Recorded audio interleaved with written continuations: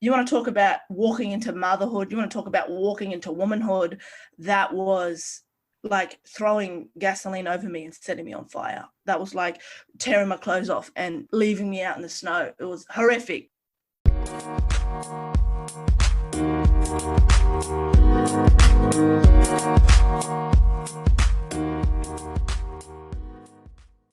Hello and welcome to this week's episode of the Motherhood Made Magic podcast. I am your host, Anna Cusack, and today we're speaking with Alicia Johnson. Hey guys. Hey. Alicia is an Indigenous woman, academic, and a mother. She's navigating colonisation in the 21st century, challenging racial stereotypes and typecasts of what it means to be Black, fat, proud, and a mummy. She has the most incredible social media profile, really creating this wonderful melting pot of everything from beauty and fashion to stories about finding a rental property as a single mum to some hard-hitting social commentary about her experience as an Aboriginal woman in Australia right now. So welcome to the podcast, Alicia. Thank you. Thank you so much. And I'm so glad to be here. How does an Aboriginal girl from Broken Hill end up a PhD political sciences candidate at Sydney University? Oh, well, it's been a hell of a ride. And it's been, I'm sure, like most of you listening in, real seasons of my life, if that makes sense, and a lot of moments of breakthrough. I've been very lucky with the dedication of support of my parents to, provide me opportunities to kind of break through these layers of oppression or poverty.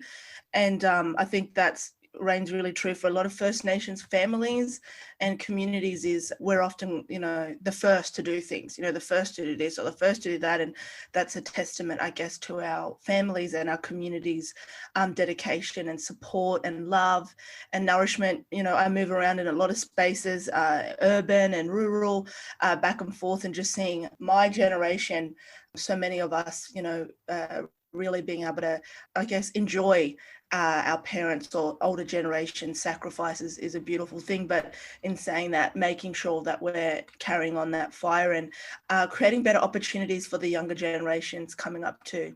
You mentioned you were the first in your family. From my lurking, I know that you were a first school captain. You were a first to go to university. Yeah.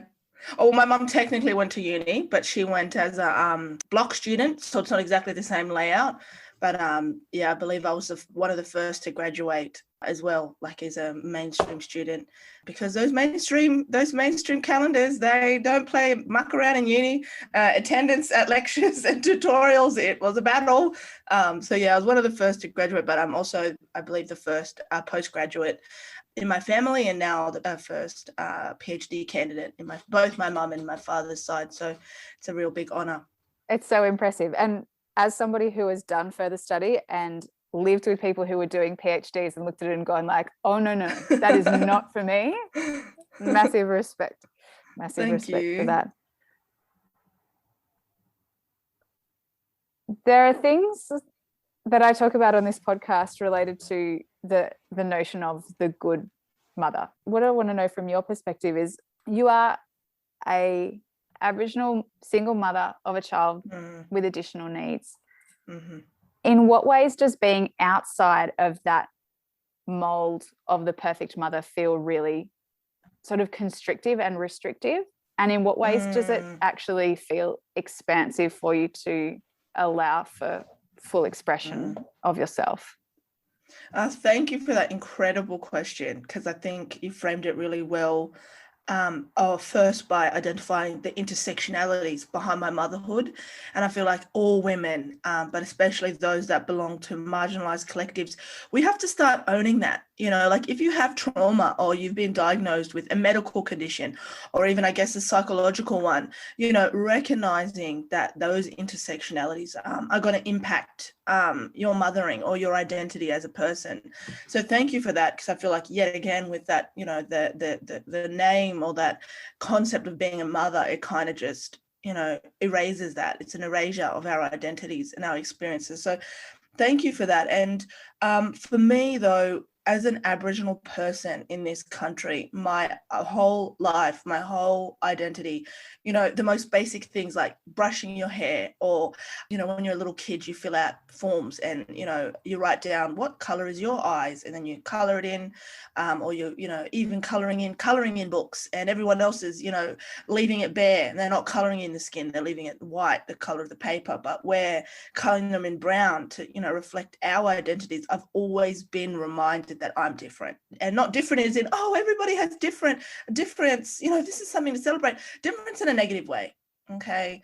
And again, speaking to marginalization, coming from a racial group that has had marginalization for the last 200 and something years, which is completely normalized in our society. So that's the other thing that gets me with being Aboriginal in this country, is the racial marginalization, persecution, and general racism that a lot of other people of color put up with, but the normalization of it as well. So recognizing that very young, and as an adolescent, and then as a woman, you know, coming into dating and my, you know, sexuality, or, you know, wanting to meet new people or men, and all of that type of world, becoming safe in those spaces, I realized that my race was an undertone. I realized the fact that I was Aboriginal impacted sexual partners or their capacity to date me, if that makes sense. So I've hit that on very early before I became a mother, and I guess I was very lucky in that sense.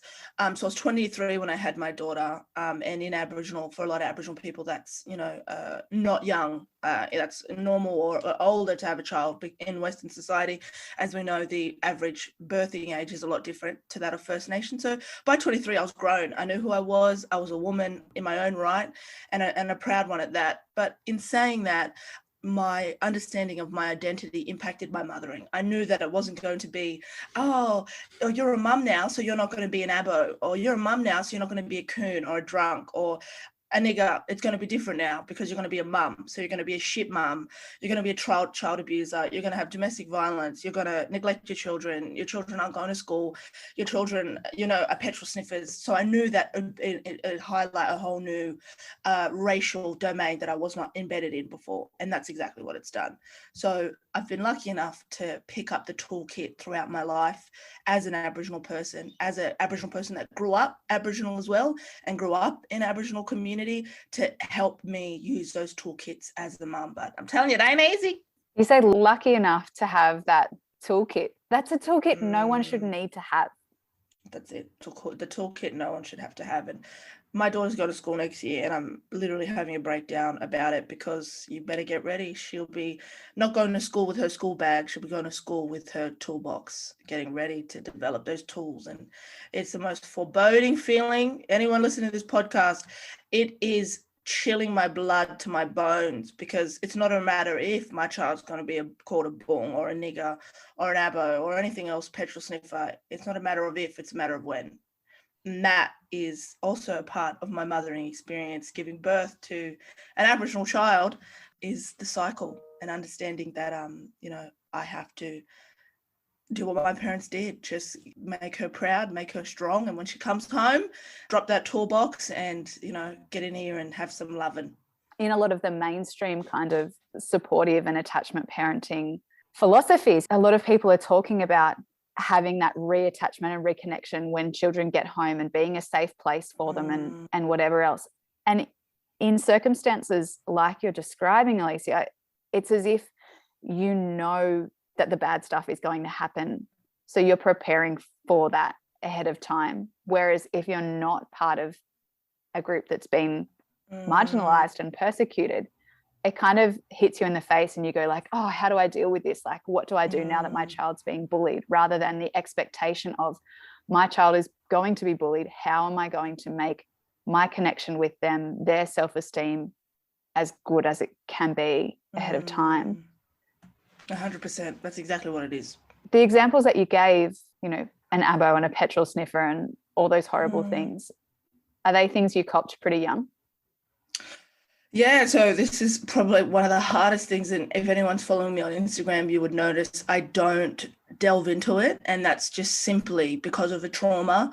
So me and my sister went to school in a rural town, a town that was very much founded on racist ideologies, had race divisions all the way up. Even in my father's generation, there was, norms and ramifications of blacks only and whites only. That was during my grandfather's time. And again, those ideologies or norms persisted into my dad's generation. So that's a lot of things that people don't know about these rural and remote towns, is the racism that is, again, so normalized, but the whole town kind of participates in it.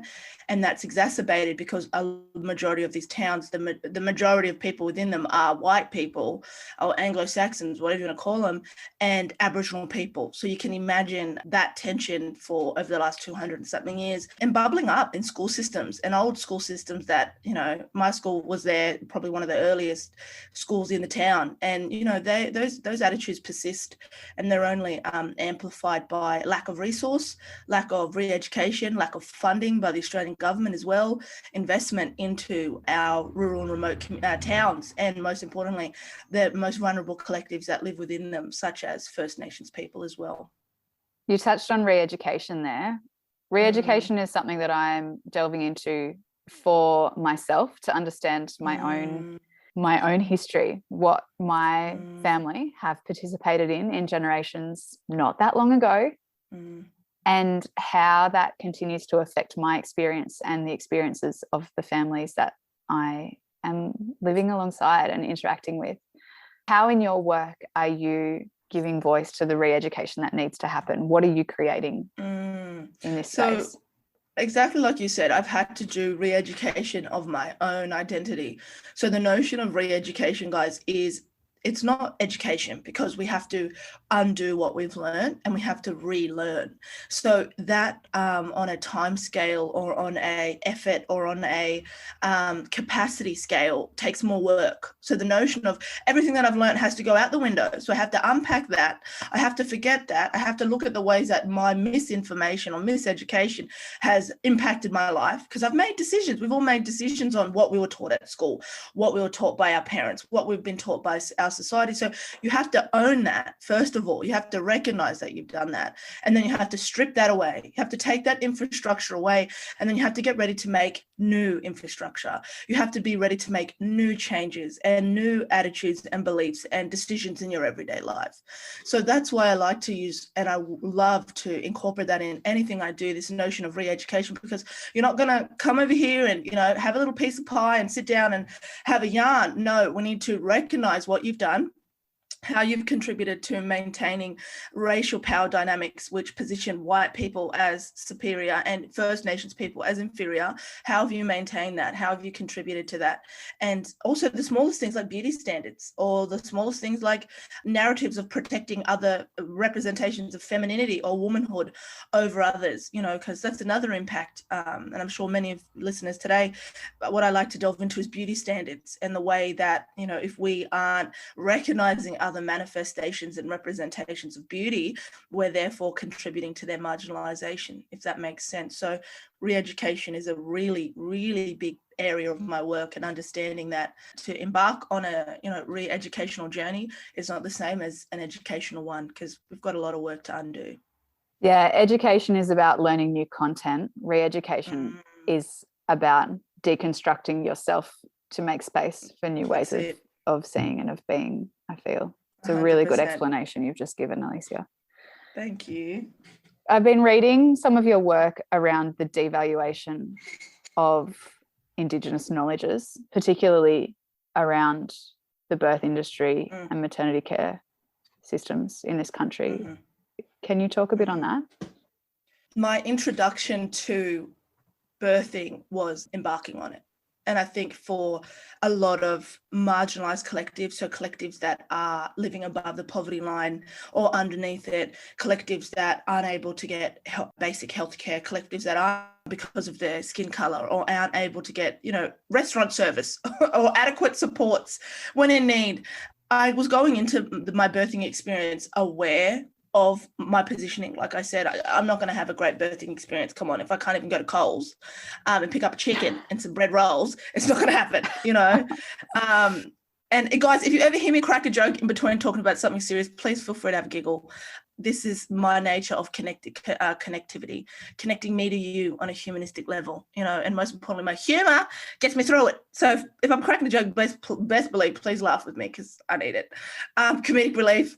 If I can't get basic support or respect the Coles, I'm not about to go into a hospital and give birth and be vulnerable and exposed and get great care. It just doesn't happen. I had become introduced to the notion of Indigenous birthing ideologies or ways of being or knowledges as a result of not having access to it, but also having access to it. So it's this really weird duality. And I believe that's the impact of colonisation, where you have a taste of it and you just want so much more, like my culture, like my, you know, way I raise my daughter, the way I base my sense on it, my identity on a sense of a matriarchy. It's a taste of it. And that taste is ancestral, it's sacred, and it's inspiring. So I had a taste of it with the involvement of my mother and my daughter in my birthing. It was just them two and my aunties all came around later, but it was just this sense of sacred bonding between women and the importance of trusting each other, if that makes sense. And that is a very large component of Indigenous birthing, is female only and trust. So understanding that you are not alone, understanding that, you know, your thoughts and opinions matter. You can voice them whenever you want. If it's not a nurse, it was to my sister, it was to my mother, and my mum and my sister were voicing their concerns or their thoughts to each other. So it was a sense of connectivity. They were embarking on this journey. They were not giving birth to my daughter, but they were embarking on this journey in every single sense of the word. And that's the medical. So, you know, keeping up to date with, you know, my heart rate, my pain, the contractions, all of that. But they were also staying in track with me. How was I feeling? Was I tired? Did I want to move? Did I want to not be touched? You know, what did Alicia want in that moment, moving beyond what the medical indicators wanted or what the nurses were doing? And this isn't a personal attack on nurses at all. You know, this is what they're trying to do. It's normal in Western society to focus on the obs rather than how that woman's feeling in that moment. So that experience of connecting to my mother and my sister really inspired me to look and explore other areas around Indigenous birthing, and most importantly, that clash of culture in my birthing suite of the nurses, and also seeing them though around the 4th or the 5th hour, understanding that I wasn't speaking to them directly. I would speak to my mum and my sister, or my sister, and they would speak to the nurses. So that communication between me and the medical staff in that sense just kind of dissipated, because I didn't want to talk. I didn't want to, you know, do that. And the emotional labor that goes into that. And also another thing is Indigenous communication styles. So we can communicate things differently, body language, eyesight, hand movements, or broken English as well. We speak, a lot of us do. So it was small things like that, being able to communicate my wants and needs to my mother and my sister in a way that they'd be able to do, and pretty much act like a translator in that moment. And I think that's, again, a really big aspect of Indigenous birthing, is understanding that we need interpreters, we need people to communicate our wants and needs to the nursing staff, do that in a way that is culturally safe, but again, prioritizing the needs of me and not the needs of what the nurses want. Yeah, there's so much to be said for culturally appropriate, safe care, so much to be said for the role of family. And I think in Western mainstream culture, it's more likely that birthing women and partners are going to look to someone professional like a doula rather than the family members to provide that maternal bonds, or even a lot of the time doulas will say things like they were engaged not because they knew better, but because they were the person in the room that believed the woman could do it. And when there's been so many generations of disbelieving that it can be done, then it can 100%. Be hard for mothers, sisters, whoever, to step into that role. But it sounds like, from what you're saying, they just had the belief in you. And I love that, because I've been learning about the role of doulas and, you know, looking at the understanding of what their role and the necessity of them. Let's really reflect that. Like, doulas are needed in our Western society. Like you said, mothers and sisters and aunties in the Eurocentric society or ways of being are left feeling incapacitated or don't have that skill set to do that. So these roles are really important. But also understand, for Indigenous people, we don't have doulas. Our mums are doulas, our aunties are doulas. My sister, who had never given birth a day in her life, became my doula because that sense of belief is essential in our matriarchy as women living on this continent for the last 80,000 years, but also surviving this brutal form of colonization. But another point I wanted to make, because I went to a really large hospital in the inner city and they had a lot of different races come through. And what I did say was, oh, I'm going to have people coming in and out.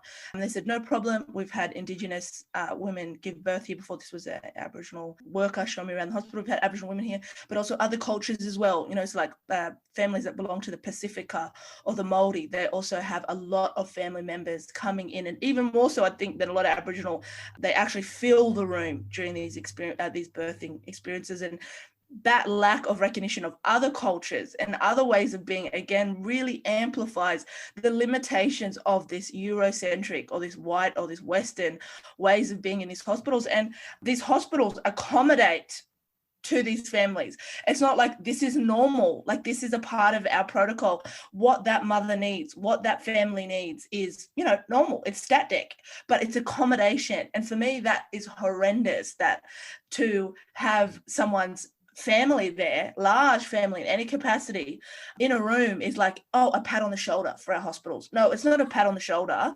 They're Australian citizens. They should have access and the right to have as many people, obviously within means, in that space, in that room. And especially during contractions, you know how lengthy that is. Having people in the room is so important. So I think also reflecting on a multicultural level, but also recognize when Australia does do something like, you know, allow you to have your family members in there or accommodates you, it's almost like, okay, we're doing a good job. No, you're not, because those attitudes of uncomfort, those attitudes of there's too many people in here still persist. Yeah, it's this isn't what we usually do, but we'll just make it okay for you because you're different. That's not literally right. it. That's and then we'll put ourselves it. up for an inclusivity award. Thank you. It's so true, because we let, you know, 10 family members of a Tongan lady, you know, come into the room like God sense now, or you've done your job at, you know, multiculturalism. Put up with it. Like you just bit your tongue. Like you didn't understand why they're doing it. You didn't understand this has been an ancient practice for their people for hundreds and thousands of years. This is their coming of womanhood for them. You don't recognize that. You're just kind of like, oh, well, this is how they are. They have really big families, you know. So it's just those attitudes to me. And again, with the re-education, understanding that in allyship, that you can't just do it on the surface level. You can't just recognize the Aboriginal flag or recognize our inhabitancy here pre-colonization. You have to recognize it, embed that in your everyday life, you know. So when you are at Australia Day or you are at a patriotic event, recognize that that is not involving Indigenous people's patriotism of this country, because we have it and ours is very, very old, a lot older. My maths isn't great, but I'm thinking like thousands and thousands and thousands of times older.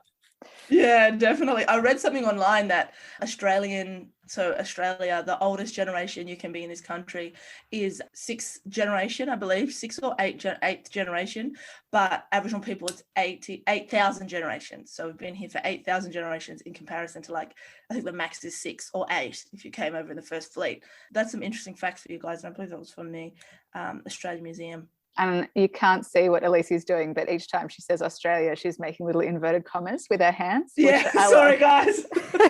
I'm rolling my eyes. I think we can hear that bit in your voice. Yeah. So you have birthed your daughter, your mum and your sister are there.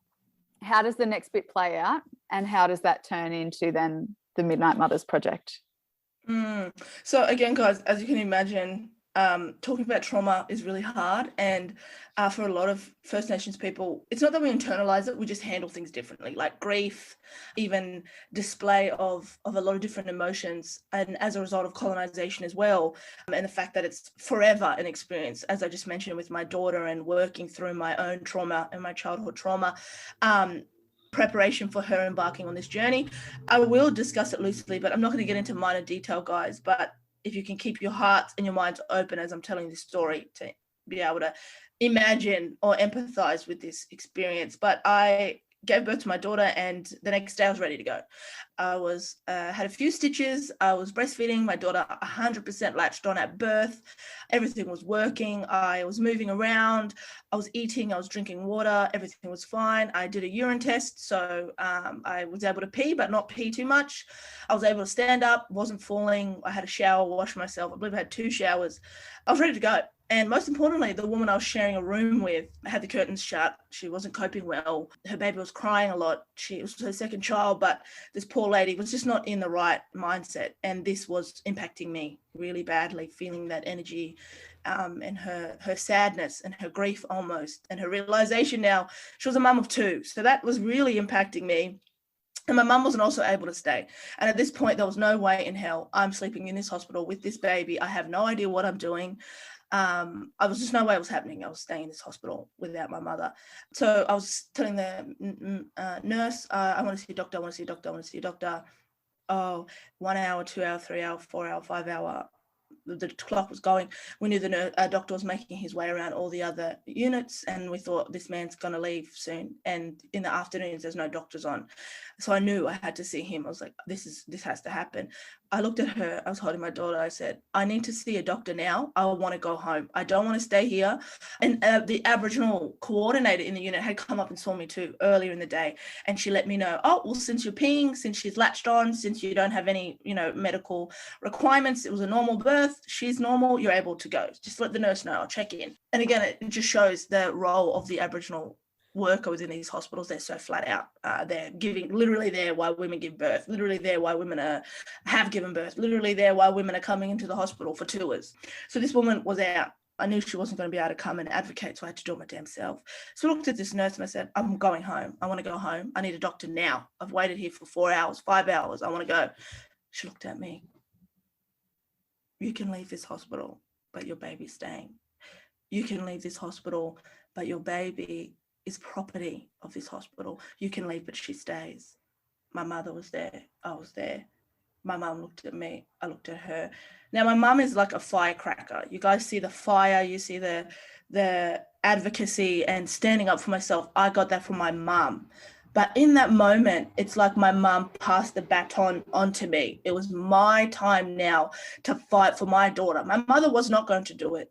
And you want to talk about walking into motherhood, you want to talk about walking into womanhood, that was like throwing gasoline over me and setting me on fire. That was like tearing my clothes off and leaving me out in the snow. It was horrific, the woman saying that to me. But what was most important was it initiated fight or flight inside of me. So I looked at my mum, I handed my baby to her. My mum went in the hallway, and I could just remember hearing my daughter cooing in the hallway. It echoes off everything. So I heard her little noises and my mum singing to her. And I got up out of that bed. I swung my legs off that hospital bed and I stood up and I looked at the nurse face to face, and she would have been 5'3". Guys, I'm 6 foot, so you can imagine. And as I stood up, this woman's eyesight literally looked from the bed up. So she's looking up at me and I'm looking down at her. I said in the most clearest voice, in the most calmest voice, get me a doctor. I'm going home. She ran off. That doctor was there in 15 minutes flat. Oh, yes, you're right, Miss Johnson. Yep. Oh, you've passed urine. Oh, yep. You've got your stitches. This is the aftercare. Here's some lavender oil and water. It helps you, with the antiseptic. If you have any issues, the nurse will be over there tomorrow to help you with your breastfeeding. Nope, you're ready to go. Pack your bags. Gone. Out of there. But what that woman said to me, guys, is not reflective of her age. It's not reflective of where the location was. It's not reflective of her personal beliefs and attitudes towards Aboriginal people. This is reflective of the institution that she is embedded in. This is reflective of our country. This is not personal. She doesn't know me from a bar of soap. This is a reflection of the attitudes that persist in regards to Aboriginal women and our children. They are still viewed as possession or belonging to this welfare state, to this government, and most importantly, our autonomy we do not have. My decision-making capacity, I have no say, I have no right. It was the doctor's authority to sign me off, and rightfully so. But in saying that, I have the right to initiate that decision-making capacity on his behalf as well. And the same would persist if I wanted to stay. If I wanted to stay in that hospital, if I was not coping and I needed an extra night, that is my decision to make that as well and provide that to the doctor as a case, as justification, as being a Australian citizen. But my story, guys, is only scratching the surface. This is unfortunately nothing compared to what other First Nations women experience, but it's taken me 5 years to talk about this publicly. Many people are in disbelief. What was the background? Why did this? Why did that? People are in disbelief. But like I said, we as Indigenous women, these stories are horrific. These stories are plentiful. And mine, unfortunately, only scratches the surface. But I will use it as, again, a toolkit or a tool to open doors and passages and call for recognition of what women are enduring. And guys, I gave birth 5 years ago. That was 2016. Okay, I was 23 years of age. I knew what I wanted. I knew who I was. I knew how to speak. I knew how to take care of my child, regardless of my age. But again, ageism within Australia, looking at someone at a specific age, race and background and making decisions, and skin colour, and making decisions around what's best for them. On your platform recently, you've been having some discussions around skin colour as separate from race, as separate from Aboriginality. Mm-hmm. Talking about proximity to whiteness.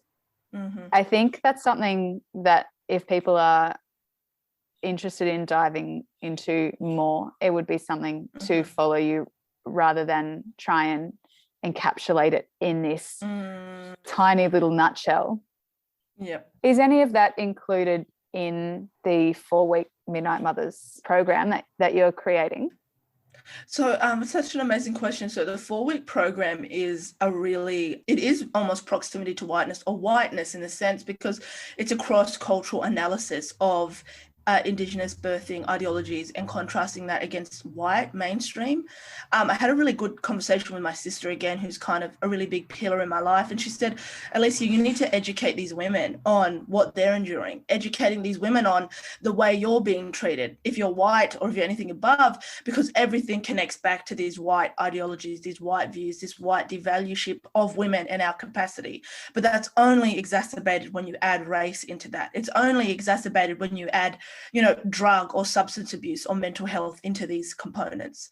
So understanding that these undercurrents during the 18th and the 19th century of what a woman could do during her pregnancy and childbirth still persist today. And we're seeing that in the clinical approach to women. We're seeing that into the role and power play between mother or family members are on the bottom, and then mother, nurse, and doctor. So it's a hierarchy of power around decision-making and capacity in relation to your birthing journey. And a lot of people, they are birthing at home now to evade that. But what's more important is if you have that privilege to be able to give birth at home, if you have the privilege to be able to give birth in a private hospital where you're paying so you can have more of a say, but for so many of us isn't. So understanding the power behind the alternative, which is giving birth at home or a private hospital or an alternative birthing facility, but also understand for the rest of us that can't afford it, what we're left with behind, because evading the problem is not working through it or recognizing it or calling for change. Evading the problem can unfortunately just be evading the problem. I keep asking you about this, but I've signed up for the course, so I kind of want to know. Of course, 4 weeks. It's 4 weeks. Mm-hmm. What am I going to unlearn and relearn during this time? So I have said, guys, this is my biggest body of work yet. I have interviews from Indigenous women that will be opening each module. So you're going to be hearing the voices of an Aboriginal person, their thoughts and opinion before you do anything. And that in itself is re-education, because I don't want to position myself on a pedestal or a position of authority or, a leader in that makes sense. Rather, I want to bring sister girls with me and challenge your learning ways of being. I'm not hitting you with a documentary. I'm not hitting you with a journal article or an academic or a specialist. I'm hitting you with a Black mother, because we are the specialists in our narratives, and unpacking that through a cross-cultural lens. So what our women are touching on, such as lack of care or sympathy or compassion, is what we're all enduring as women. Talking about the privatization, so the fact that we're shuffled in and shuffled out, that is talking about the privatization. cesarean. Like I touched on earlier, if you want to stay longer in the hospital with your baby, you're not able to. They're told, oh, you can only stay here for a maximum of, however many nights. And if you had a cesarean, you can only stay a maximum of these many nights, depending on your healing journey. We're not looking at the horror that goes behind having a cesarean, and for many women, a unplanned one. They're not talking about the psychological distress or the impacts behind that and the ramifications that that's going to have on a woman's capacity to mother. So that's what we're exploring in Midnight Mothers, is looking at the privatization, which affects us all, the Eurocentric ideals of pregnancy and birth that affect us all.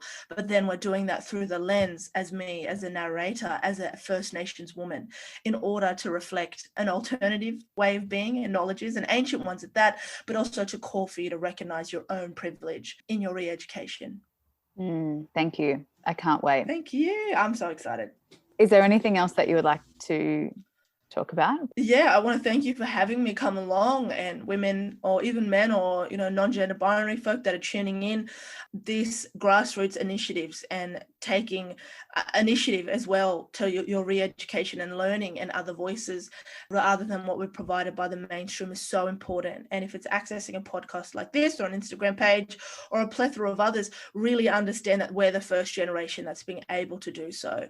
The generations before us weren't able to have this sense of connectivity, but most importantly, access a plethora of resources with people that are using their own lived experiences and journey and passion to speak. And I think that's really important in a society where everything is motivated by power and monetary gain. Connecting like this in community on a grassroots level is so important, and that's irregardless of your economic background, your race, or your upbringing.